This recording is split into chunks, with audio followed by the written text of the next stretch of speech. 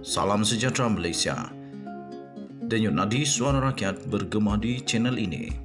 Sebelum kita mulakan berita pada hari ini, jangan lupa tekan butang subscribe, like dan share. Sila tinggalkan komen anda. Denyut nadi suara rakyat terus bergema di channel ini. Salam sejahtera Malaysia, denyut nadi suara rakyat bergema di channel ini. Selepas saja Anwar Musa telah dipecat, disahkan telah dipecat daripada UMNO, digugurkan keahlian UMNO. Akhirnya tuan-tuan dan puan-puan, ada berita berkenaan dengan Anwar Musa yang pasti akan menggegar seluruh Malaysia. Sebelum itu saya mohon untuk tekan butang subscribe, like dan share. Tinggalkan komen kamu dan juga sila berikan apa pendapat kamu, apa yang kamu mau saya suarakan kepada kerajaan sekarang ini. Ada video saya yang baru sudah saya upload, iaitu tentang seorang yang minta supaya saya suarakan kepada Perdana Menteri Malaysia, Datuk Seri Anwar Ibrahim, berkenaan dengan gaji tentera dan gaji polis. Saya sudah suarakan dan mendapat perhatian ramai. Kita harap ini akan sampai kepada telinga Anwar Ibrahim, Perdana Menteri kita. Dan seterusnya, kalau kamu ada. Okey, tuan-tuan dan puan-puan yang dihormati sekalian, akhirnya Anwar Musa mengakui perkara yang amat mengejutkan seluruh Malaysia, iaitu Anwar Musa mengakui bahawa dia sudah dilamar oleh PAS. Mahal juga Anwar Musa ini, rupanya dipecat oleh UMNO. Tak lama selepas dipecat oleh UMNO, dia buat kejutan, dia mengakui bahawa dia sudah pun pernah dilamar oleh PAS, tapi dia mahu supaya, dia kata nantilah dulu.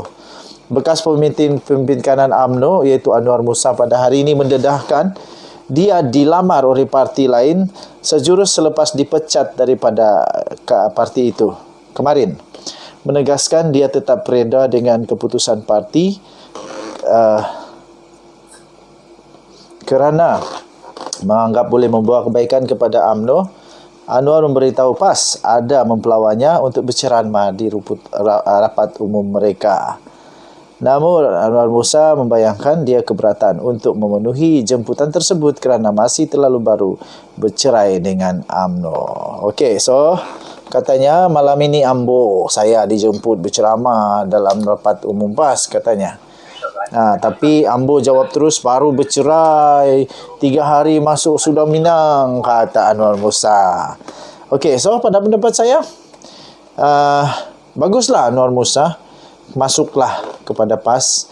Saya fikir Anwar Musa patut masuk dengan PAS lah, daripada dia terus menjadi keseorangan. Sudah dibuang, kalau memang ada yang nak sambut dia, cepat-cepatlah, tak ada masalah. Okey, so tahniah diucapkan kepada Anwar Musa yang akhirnya mungkin diselamatkan sekali lagi oleh PAS. Kan dulu PAS pernah kata UMNO itu hanya diselamatkan oleh PAS ketika dia menjadi kapal yang karam, tak ada harapan lagi. PAS pergi selamatkan mereka. Dan ternyata betul-betul lah PAS ini memang dapat menyelamatkan lah. Okey, so denyut nadi suara rakyat bergema di channel ini. Tahniah diucapkan kepada Anwar Musa. Bye-bye. Salam sejahtera Malaysia, denyut nadi suara rakyat bergema di channel ini. Tuan-tuan dan puan-puan yang dihormati sekalian, suka atau tidak, memang sekarang di seluruh Malaysia ada-ada saja berita kabar angin, berita yang sangat hangat diperkatakan, ada juga yang suam-suam, ada juga yang hangat betul, ada juga yang tak berapa nak hangat lah. Sebelum itu saya ingin ucapkan terima kasih kepada semua yang sudah subscribe di dalam channel ini. Terima kasih kerana support channel ini sampai begini besar. Tapi kita jangan berhenti di sini saja, sebab channel ini bukan channel saya sebenarnya, tapi channel kita semua, channel rakyat Malaysia. Kita ada satu impian untuk supaya channel ini akan menjadi channel yang cukup besar, berpengaruh dan boleh menjadi suara aspirasi rakyat Malaysia yang boleh sampai kepada yang di Pertuan Agong,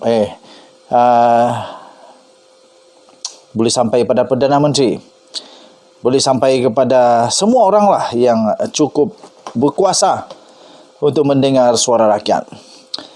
Okey, tuan-tuan dan puan-puan yang dihormati sekalian, terkini ada satu kabar angin bertiup kencang di seluruh Malaysia, bertiup kencang di seluruh Sabah, bertiup kencang di seluruh Borneo.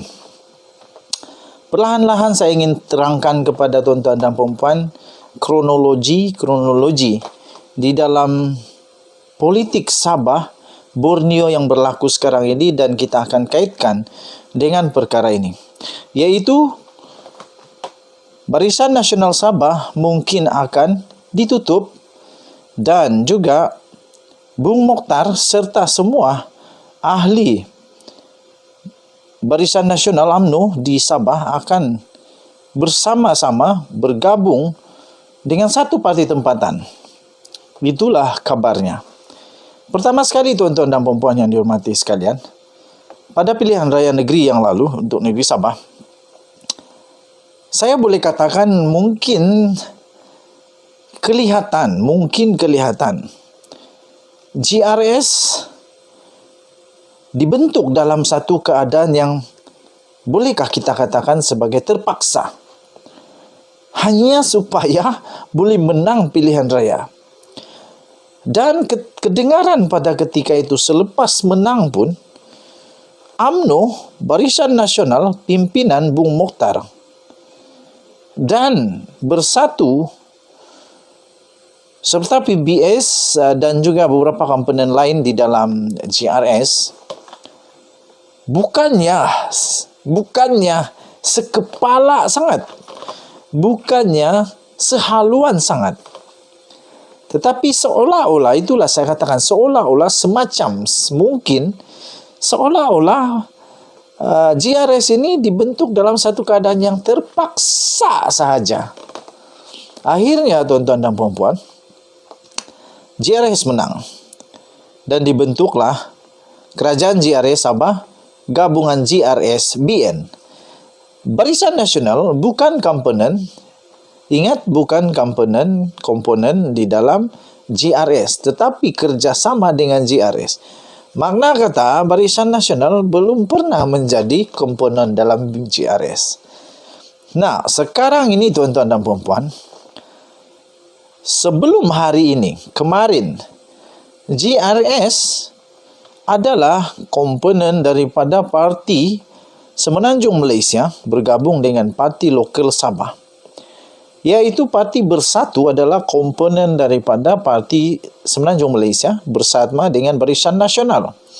Setelah itu, mulai hari ini, tidak ada lagi satu pun parti komponen di dalam GRS kecuali Barisan Nasional yang bukan komponen. Bukan komponen Barisan Nasional. Bukan komponen GRS. Dan tuan-tuan dan puan-puan, kemudiannya satu sentimen baru terbentuk di negeri Sabah Borneo bersama Sarawak, dinamakan sebagai Blok Borneo. Kemudian naratif seterusnya adalah Anwar Ibrahim dilantik sebagai Perdana Menteri Malaysia yang membawakan aspirasi, memberikan harapan yang sangat-sangat dinantikan oleh rakyat Sabah, yaitu untuk mengembalikan hak MA 63 bagi Sabah dan Sarawak.